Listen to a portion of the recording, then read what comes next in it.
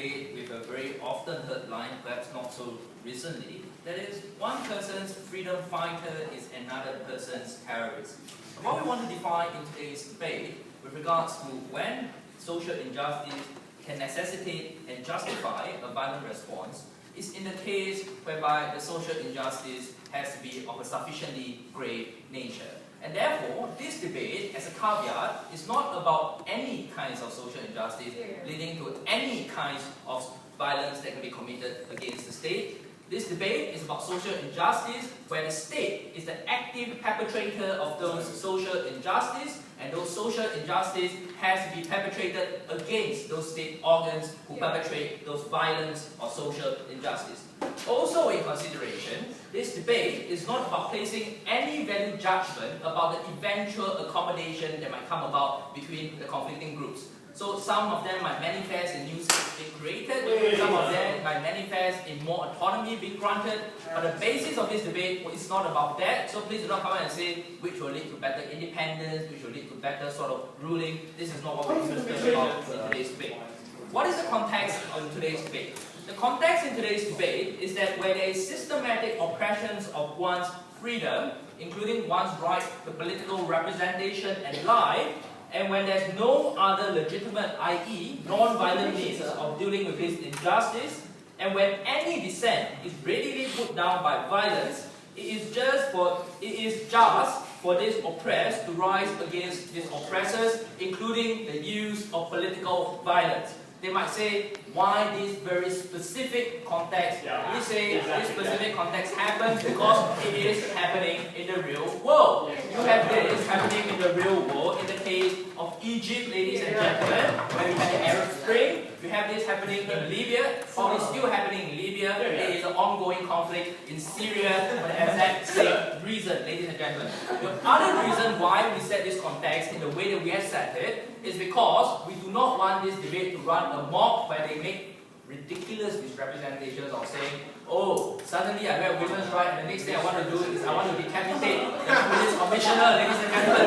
This is not where this debate is going to be about. Let me talk to you about two arguments before I take a POI. Hold on, closing perhaps.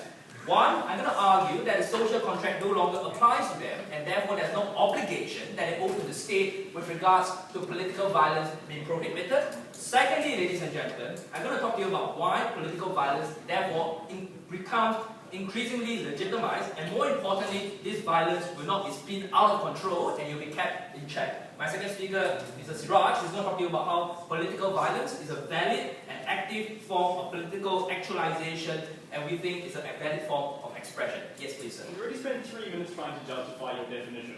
Have a couple more minutes trying to justify why this isn't a squirrel and you don't have a fluffy tail. I'm not a squirrel. I'm doing that, and I really don't have a fluffy tail.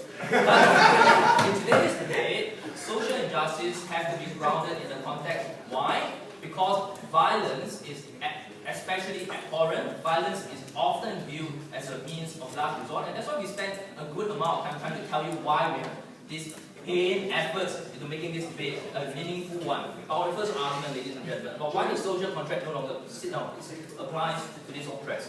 We say, ladies and gentlemen, your obligation to be civil to the state, including not being violent against the state, is premised on the state being responsible for representing at minimum your right to life, your right to liberty, ladies and gentlemen. And when in these states, such as earlier in Myanmar, where the state takes an oppressive stance, including using the right to end your life as a means to put down any dissent or any aspirations, to deal with any response to any alleged or otherwise real discrimination, ladies and gentlemen, we think, at least on that very surface level, they are no longer bound to obey these laws. Why? Because these people are not obliged in any way to a party that does not guarantee them any rights in return, ladies and gentlemen. And therefore we say, on this front, when there are active state persecutions of these rights, at the very minimum, there's no need to to obey to the social contract, or there's no need to obey to the general rule that we cannot be militant against the state.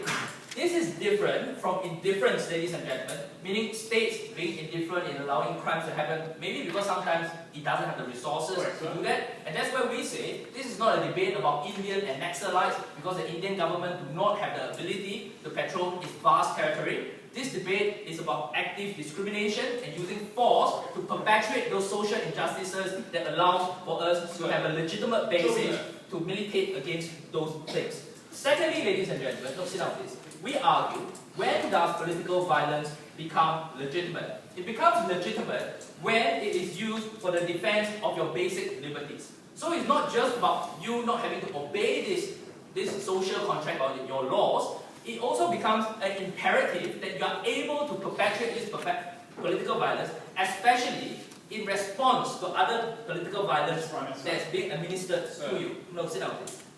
We say, ladies and gentlemen, when there are no meaningful ways to pursue protections of these rights, and when any protestation has either been muted through crackdown or the loss of life, ladies and gentlemen, we say this is akin to an act of war, and the people in war have the right to respond politically in terms of being militant. We therefore say, ladies and gentlemen, that violence taken within the context of war is something that is regrettable, but something that must be nevertheless be allowed for participants in war, because that's the only way for them to safeguard their interests. Why is this particularly important? Because all other rights flow from the right to even be able to meaningfully exist. If you cannot exist as a person that is free from incarceration or even be alive, then there's no such meaning to talk about protestations of rights. There's no such meaning to fight for, ladies and gentlemen. And therefore we say on that ground there is a legitimate basis for the perpetration of violence against state apparatus when these violence are meted in response to you. But lastly, why would this violence be kept in check? We say any subsequent accommodation or reconstruction necessarily require legitimization. So it means that players who now have a moral high ground will only respond in a proportionate manner. But even if they don't respond in a proportionate manner during those conflicts, they will eventually. We point you to the example of Fatah, ladies and gentlemen, in the Palestinian conflict, where they eventually gave up armed resistance against the Israeli state, when they became the Palestinian Authority to say the same thing can happen. And for all these reasons, we are quite proud of them.